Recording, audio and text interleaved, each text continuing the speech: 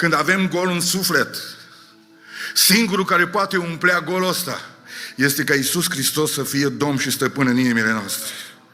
2. Cum pot să o fac? Și spun ceea ce El a experimentat. Construiește-ți o rugăciune simplă în seara asta. Dar vreau să fie a ta. Noi am învățat și pocăiții și toți niște rugăciuni faine, generaliste. Dar foarte multe dintre ele n-au legătură cu ce ai tu în suflet. Poți să fii clar în rugăciunea ta? Da. Construiește-ți-o. Nu, noi suntem spontani. Nu. Fii disciplinat. Frații mei, fiți disciplinați. Nu ca să vă ia emoțiile. Ne-o la destul. E timpul să ne oprim și să ne construim o rugăciune. Înainte să ne întâlnim cu tata, trebuie să te întâlnești cu tine. Trebuie să ai o discuție cu tine despre tata. Știți când ați mers la o autoritate că tot timpul ați repetat înainte ce vreți să spuneți? Asta arată un respect, o dorință. Că dacă vine Dumnezeu și prăbușește clădirea asta, toți suntem pe jos, Doamne, Doamne! Bă, dar e o liniște, e un har aici, scântări. Și tu trebuie dintr-o libertate absolută să-i spui lui Dumnezeu în momentele astea ceva. Tată, știi ce vreau să spun? Că am păcătuit. Am făcut ce nu trebuie, împotriva cerului și împotriva ta. Și vreau să spun ce simt aici acum, zice. Nu mai sunt vrednic.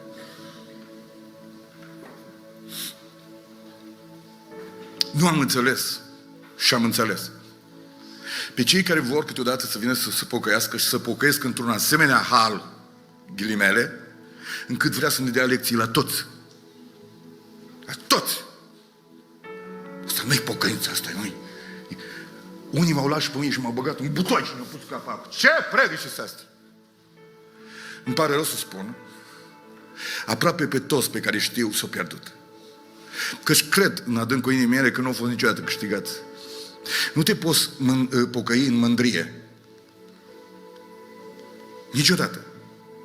Pocăința începe în smerenie și să desfășoare în smerenie și să încheie în smerenie.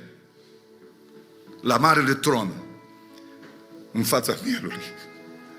Toată viața, o să zic înainte de orice predică, sunt un mare nevrednic și nu merit să mă ridic în picioare.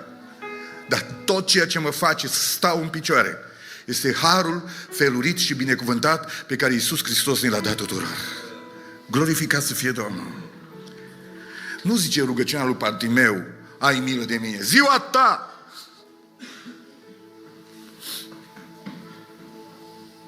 Nu zice rugăciunea tâlharului, că nu ți se potrivește, că poate Dumnezeu ție ți mai dă încă 20 de ani. Tu nu spune, Doamne, pomenește-mă!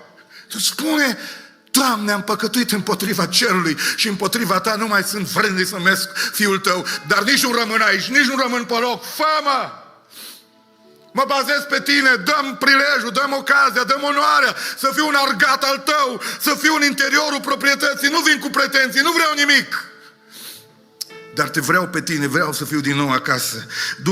Duhul Domnului să se atingă de fiecare în seara aceasta. Aleluia!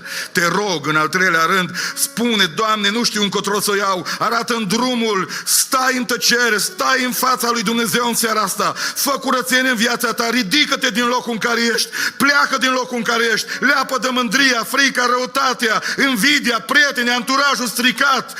Dumnezeu îți va da o viață nouă, Dumnezeu îți va da un anturaj nou. Lasă trecutul, nu te mai lăsa cucerit de el, nu te mai lăsa judecat de el, lasă-l în spate ca pe o haină murdară, ca un rucsac plin de mizerie, aruncă-l înapoi și spune, mă întorc acasă.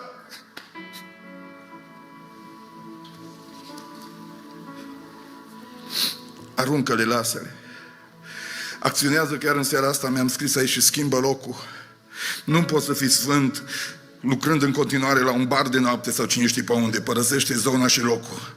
Uneori și schimbările fizice și de loc de muncă te pot ajuta să-ți schimbi cu adevărat viața. Și apoi, în încheiere, te rog să accesi prin credință viața ta nouă, pe care ți-o dă nu o întâmplare, pe care ți-o dă pe cel care nu l-ai putut surprinde nici când ai plecat, Și n-ai reușit să-L surprinzi nici când să te întorci. Pentru că El ți-a dat voință și libertate, ai gustat amarul, dar El este acolo să te primească în această seară, conștient fiind Dumnezeu și tu și noi toți, experiența asta devastatoare care ne-a lăsat răni numită păcatul, va fi respinsă și urâtă de noi și vom dori mereu și mereu să stăm aproape de neprihănire, de viață, de Dumnezeu, de curăție. Nu te rog, în momentul în care vrei să vii într-o rugăciune sfântă înaintea lui Dumnezeu, după ce Cristi și Emma vor cânta o cântare, te rog foarte mult. Am făcut câteva puncte despre noi românii, care sunt bune și mai puțin bune. Astea sunt mentalități. Fiecare națiune are o anumită mentalitate. Atunci când noi vrem să luăm decizii de schimbare puternică și ne înroim în viața noastră, tot timpul ne întrebăm ce zic ceilalți. Oare ce o să zic? S-ar putea să te doară ce-ți spun. S-ar putea oameni din proprietatea în care te întorci să nu te accepte. Cel puțin nu din prima.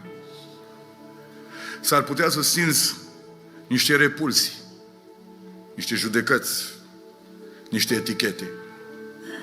De-aia spun că singura alegere care rezistă este dacă îl iubești pe Dumnezeu și te întorci de dragul Lui și pentru sufletul tău, nu mai contează etichetele.